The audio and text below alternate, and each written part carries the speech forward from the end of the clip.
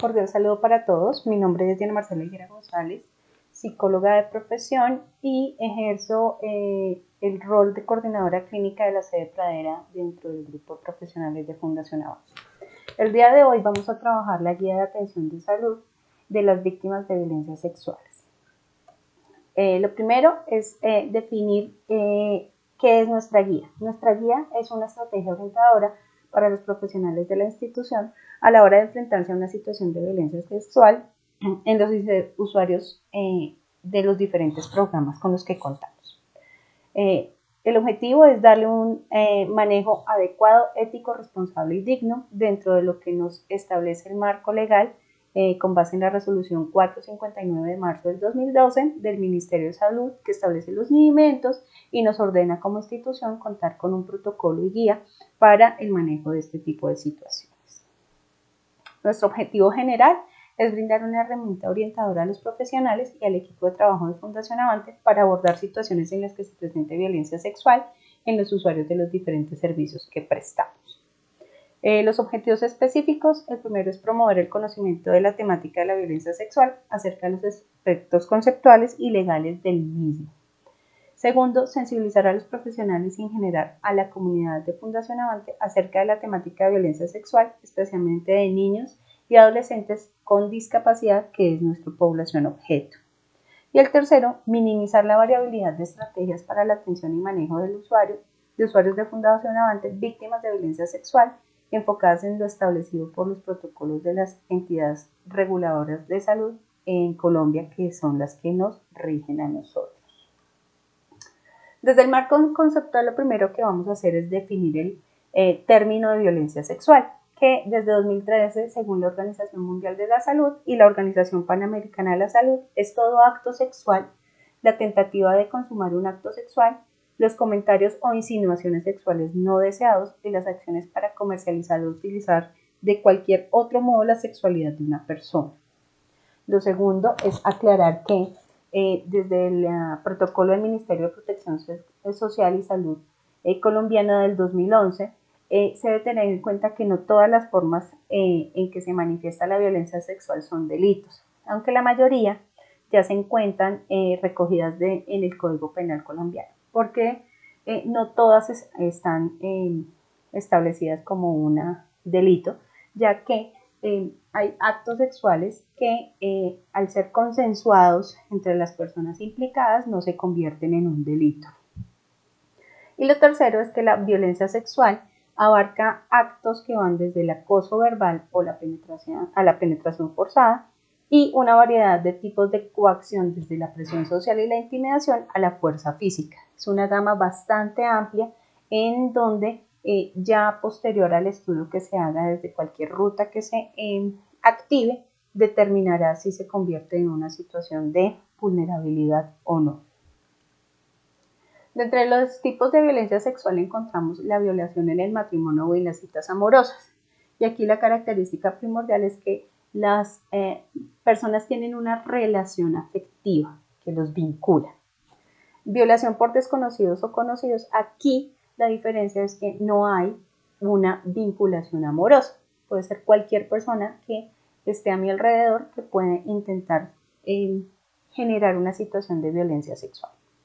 Insinuaciones sexuales no deseadas o acoso sexual, en donde se presentan en la escuela, en el trabajo, en espacios sociales, en un centro comercial, y es importante, por ejemplo, en nuestro tipo de población que son niños, que muchas veces hay situaciones de acoso sexual que se confunden con situaciones de bullying. Entonces hay que ser bien cautelosos en cómo se identifica la situación y dar una respuesta real a la situación que se pueda estar presentando. Violación sistemática, esclavitud sexual y otras formas de violencia particularmente comunes en situaciones de acto armado. Por ejemplo, fecundación forzada o establecimiento de exclusividad de una relación con un jefe superior solo por el rol que ejerce dentro de la situación de acto armado. Abuso sexual de personas físicas o mentalmente discapacitadas.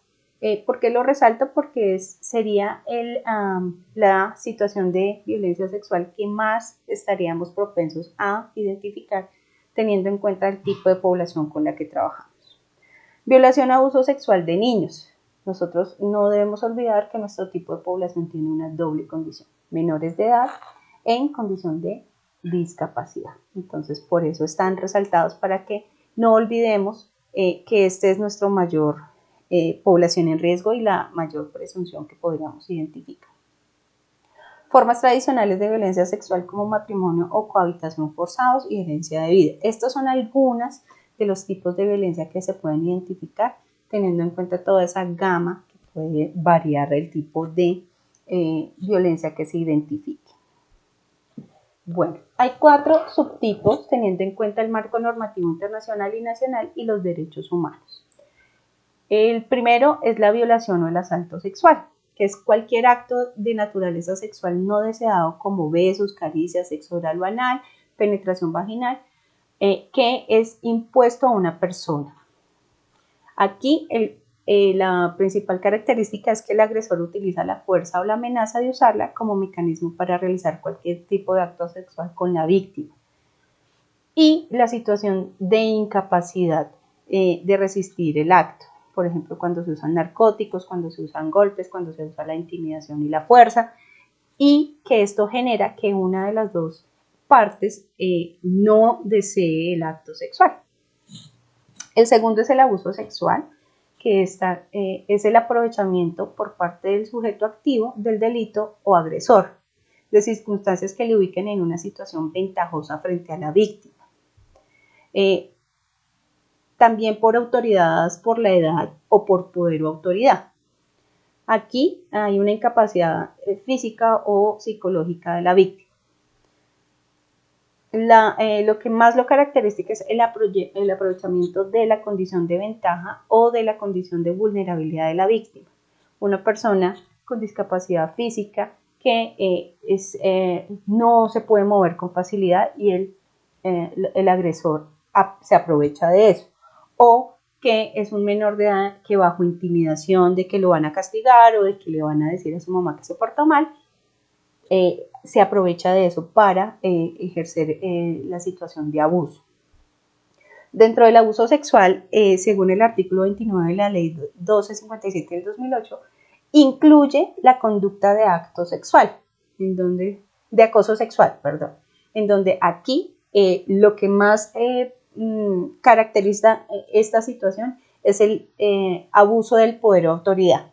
Es decir, mi jefe me acosa sexualmente aprovechándose de que es mi jefe, de que no puedo perder mi empleo, de que puedo estar en una situación en donde para no perder mis beneficios se presenta la situación de acoso y posterior de abuso sexual, no siempre.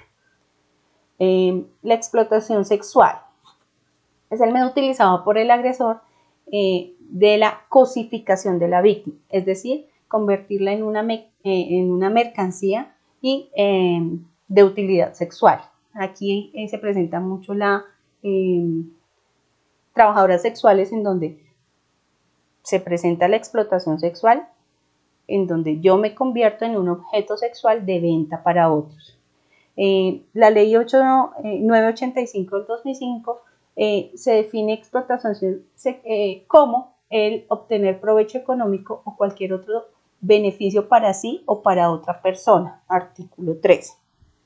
Y es importante tener en cuenta que dentro de este subtipo, la Convención sobre la Eliminación de todas las formas de discriminación contra la mujer según el artículo 6, dice que los entes o los estados deben tratar de buscar todas las estrategias posibles para que este tipo de discriminación a la mujer se minimice. Y aquí hay una gran dificultad y es que cuando se hace de manera voluntaria, yo como mujer, que es la gran mayoría, lo tomo como mi actividad comercial, estoy de alguna manera permitiendo esa explotación sexual y me estoy permitiendo sentirme como un objeto de comercio en pro de mi beneficio. Es una gran diferencia entre la explotación sexual y la trata de personas. Sin embargo, todos debemos procurar darle respuesta a tratar de bajar esa discriminación contra la mujer y que la explotación sexual se minimice al máximo. La trata de personas con fines de explotación sexual es nuestro cuarto subtipo, en donde es una manifestación contemporánea de la esclavitud que va en detrimento de la dignidad humana al equipar a los seres humanos a la condición de objetos y someterlos a diferentes formas de explotación y violencia. Aquí el delito se configura como cuando el agresor capta a la persona por medio de mentiras. Por ejemplo, le ofrecen un trabajo en el exterior o le ofrecen un viaje gratis o le ofrecen algún beneficio sin que esto realmente suceda y lo ponen en situación de explotación. El trata de personas puede ser de manera nacional o de manera internacional, es decir, yo traslado a la persona, vive en Bogotá y lo traslado a Villavicencio o a Cali, o lo traslado de Colombia a otro país, en donde lo que quiero es tener a la persona subordinada bajo mi criterio frente a delitos sexuales sin que la persona reciba un beneficio. Cuando yo estoy ejerciendo la prostitución, yo tengo un beneficio económico. Cuando estoy como trata de persona con explotación sexual, no recibo ningún beneficio. Están abusando de mí, de mi cuerpo, de mi ser, sin ningún beneficio económico o material. Es importante aclarar que el subtipo de trata de personas se puede presentar en cualquier ciclo de la vida. Es decir, se puede hacer explotación sexual comercial con niños, con adolescentes, con adultos, con adulto mayor, con adulto terciario, de tercera edad, sin que esto minimice la situación de vulnerabilidad, que se presenta más en adolescentes y adultos jóvenes por su comercialización, pero se puede presentar en cualquier ciclo de la vida. Entonces, esto no lo puede venir a decir una persona de 65 años y tenemos que entrar a presumir que la situación se puede presentar sin tener en cuenta su edad. Bueno, ahora vamos a identificar nuestra ruta interna de notificación. Entonces, el primer paso es la identificación y notificación frente a donde voy a hacer especificar algunas condiciones y dar claridad. Entonces, lo primero es que se identifique la sospecha de que se está presentando alguna situación. Nos puede pasar de dos maneras, que haya una presunción o que la persona abiertamente venga a nosotros como profesionales y nos manifieste que está en una situación de violencia sexual o de abuso sexual. Entonces, sea como se presente la situación, lo que debemos hacer es ser conscientes de que no debemos utilizar preguntas directas frente a la situación para que la persona no se sienta cuestionada o juzgada y que nos permita hacer la recolección de la información lo más adecuado posible. Después de que se ha identificado la situación, se debe comunicar inmediatamente a la coordinación clínica para que este caso se entre a estudiar y a establecer la activación de rutas que se requiera. Hasta que no sea una confesión directa de que se está presentando una situación, siempre debemos tener en cuenta que lo vamos a trabajar como una presunción. Como profesionales de la salud debemos manejar la calma y la prudencia ante la situación, ¿sí? No debemos salir corriendo a comentarle a todo el mundo. Lo primero que debemos hacer es notificar inmediatamente a la coordinación clínica para que busquemos el mayor beneficio y bienestar de esa persona que se encuentra en riesgo. Como hace parte y se va a presentar o se puede presentar dentro del contexto clínico de una atención directa, debe hacer parte de la evolución diaria y debemos tratar de reportar la situación o manifestar la situación lo más cercano a como nos lo manifestó la persona. Ustedes saben que cuando se escribe un relato de lo que nos están manifestando, debemos ser lo más pegados a como nos lo manifestó, lo escribimos entre comillas y esto empezará a ser parte de la historia clínica. Es importante tratar de conservar la calma además para ser cautelosos en recolectar la mayor información posible que nos beneficie cuando hagamos el estudio de caso o que beneficie a la persona en pro de que se establezcan sus derechos lo más pronto posible. Y cuando se notifique la situación al cuidador o al acompañante, no hacer acusaciones directas a la familia, ya que ustedes saben que la gran mayoría de las situaciones de violencia sexual o de abuso sexual se presentan con personas que hacen parte de su grupo familiar o de su contexto de desarrollo, es decir, donde la cuidan, su familia directa, su núcleo familiar, el padrastro, ese tipo de situaciones en donde si hacemos una acusación vamos a poner en riesgo a la persona que nos está manifestando la situación y es lo que menos se debe presentar. Como todo proceso médico clínico, prestador de salud, se debe manejar bajo toda la confidencialidad y buen uso de la información y la asertividad. Aquí no podemos hacer acusaciones, siempre va a ser una presunción y con base en eso debemos manejar la información. Bueno, después de que se identifica la presunción, se notifica la coordinación, el profesional que haya recibido la información inicialmente debe hacer el diligenciamiento de la ficha de notificación. Para que inmediatamente esté diligenciado, se entrega a la coordinación clínica y ya las coordinaciones clínica y de calidad hagamos el segundo paso de notificación a Civigila, en donde si por ejemplo se debe adjuntar todo lo que la persona nos dé como información o como evidencia de la situación. Entonces si por ejemplo tiene un audio o si por ejemplo tiene un video, todo eso se debe adjuntar junto con el formato diligenciado correctamente para que se pueda hacer una notificación al Civigila. Civigila, ¿qué se encarga? Activar rutas. Entonces, y es importante tener en cuenta que hasta que Civigila no nos dé una respuesta de que recibe esa información, nosotros no podemos dar por hecho que el caso ya está reportado. Es decir, anteriormente se entregaba el formato en físico, entonces uno debía o alguna persona ir a radicarlo en el Civigila o por correo certificado, como fuese, y que hubiera una respuesta frente a ese reporte. Ahora se hace de manera digital, en donde si yo envío un correo electrónico a Civigila, Civigila me tiene que dar una respuesta en donde diga que ya recibió la información y se encuentra en trámite. Ahí nosotros ya podemos estar con la seguridad de que el caso fue reportado. De lo contrario, tenemos que seguir insistiendo hasta que haya una respuesta efectiva. Otra parte, aparte de que lo notifiquemos con Civigila, es la localidad. Entonces, nosotros debemos hacer el reporte del caso a el hospital de la localidad en donde el niño viva. Entonces, si el niño me vive en Usme, tengo que ir a hospital de Usme hospital del estado de Usme y notificar la situación. ¿Para qué? Para que ellos también activen su ruta.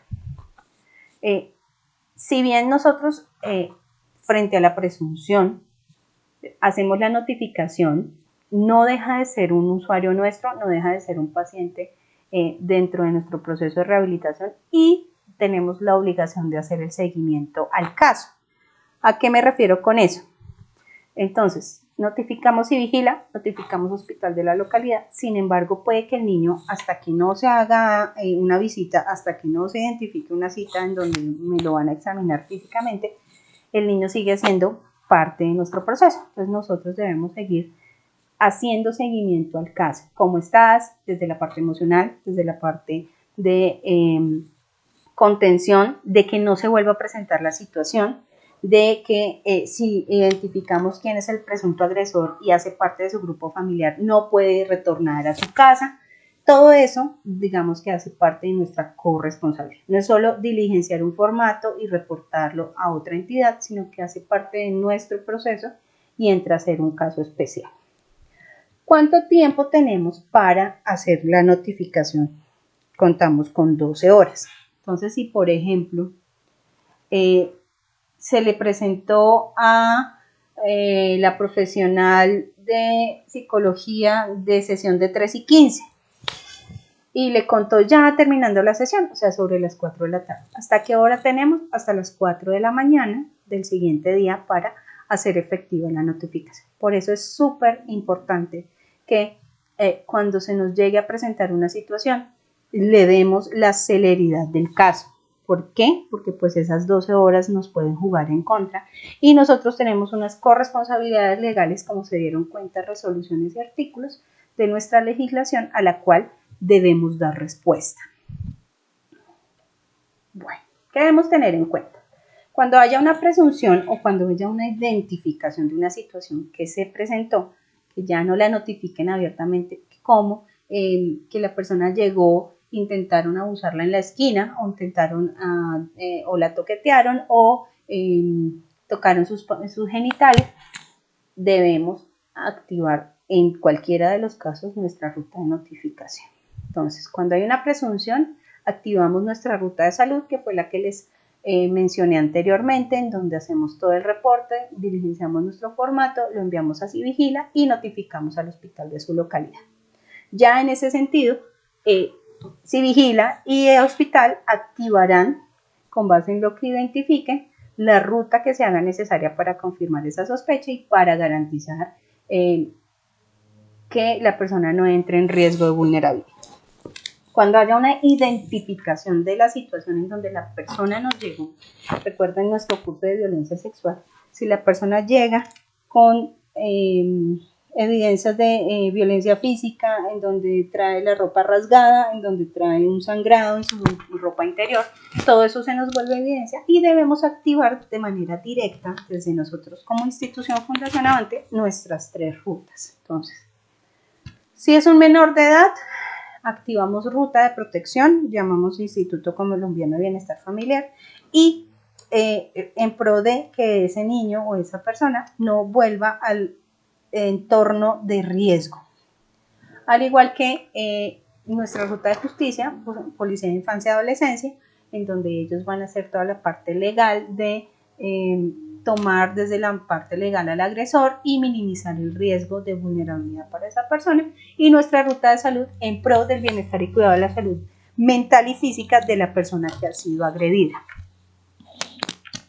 En ese sentido, digamos que nuestro primer paso siempre será la identificación, el uso de la información de manera adecuada y siempre propender por el bienestar y cuidado de la persona. Recuerden que esta situación se nos podría presentar frente a, teniendo en cuenta nuestra población de interés. Puede ser la persona en condición de discapacidad, que sería nuestro mayor grupo poblacional, pero nosotros tenemos acceso a su entorno. Entonces puede ser mamá o papá, puede ser abuela o adulto mayor que lo acompaña, puede ser hermanos que acompañan al niño y sean los que manifiesten la situación. Entonces, en ese caso, toda persona que haga parte del proceso de Fundación Avante, que se encuentre dentro de nuestras instalaciones y nos reporte una situación, se nos vuelve una población de interés. No fue el niño que recibe el beneficio, la persona en condición de discapacidad, fue su hermano y manifiesta que fue a su hermanito y a él. Entonces ya tenemos 2 personas en donde debemos activar las rutas de la misma manera, ¿sí? No pensemos que solo nuestra población de reporte es quien recibe el beneficio, el usuario titular de su EPS, que en este caso son los niños en condición de discapacidad, sino que se nos vuelve población de interés toda persona que se encuentre en las instalaciones de Fundación Avante o que llegue a las instalaciones de Fundación Avante. ¿Sí? Entonces ahí siempre lo debemos de tener en cuenta. Primer profesional que reciba la información será quien es responsable y encabezará el proceso de notificación, porque no hay que presumir que solo psicología lo puede notificar. Cualquier profesional de la salud que se encuentre y haga parte de Fundación Avante, en el momento que sea notificado por cualquier persona una situación de estas, está en la obligación de notificar y ser el responsable de la notificación. Bueno, para que ustedes tengan presente y claro, dentro de los comités que cuenta Fundación Avante, contamos con el comité del equipo institucional para la atención integral de víctimas de violencia sexual, en donde está compuesto por la dirección general, la dirección clínica y la coordinación clínica de cada una de las sedes, para que en el momento que se nos presente cualquier tipo de situación, estas personas serán las encargadas de hacer el estudio y hacerle seguimiento al caso. Este comité, para el conocimiento de ustedes, se celebra cada 6 meses, en donde se evalúa si hay alguna presunción o si se presentó algún caso. De no suceder, que es lo que nos ha pasado hasta hoy, se hace un comité buscando acciones encaminadas a que hagamos la prevención o la detección temprana de situaciones de posible abuso sexual. En ese caso, digamos que a hoy, afortunadamente nosotros como institución no hemos presentado ninguna situación, entonces los encuentros se han hecho cada 6 meses, evaluamos cómo nos encontramos, evaluamos qué temas hemos trabajado con base en la sexualidad, el cuidado del cuerpo, partes públicas y privadas, con los niños cuando están presentando toda su exacerbación sexual, cómo manejar el espacio público, el espacio privado y ese tipo de cosas. Todas siempre esos temas irán encaminados a prevenir la vulnerabilidad de nuestra población frente a la presencia de delitos sexuales. Y en ese sentido, digamos que todos damos respuesta a esto.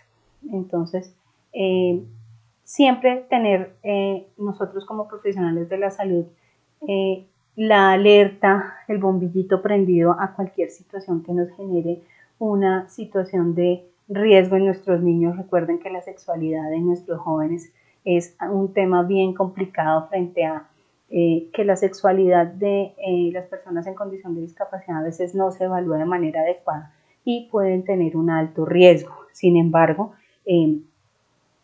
no se nos ha presentado ninguna situación y podemos establecer que nuestros procesos van bien encaminados en pro de prevenir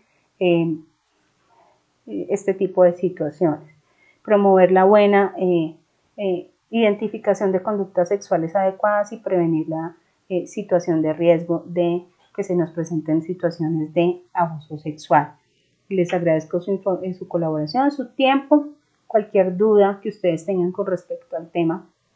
Las coordinadoras clínicas siempre estaremos prestas a despejar sus dudas, al igual que la dirección clínica y la dirección general, en pro de que seamos veedores del bienestar de nuestros chicos y de una sexualidad adecuada que no nos ponga en riesgo a nuestra población. Feliz día.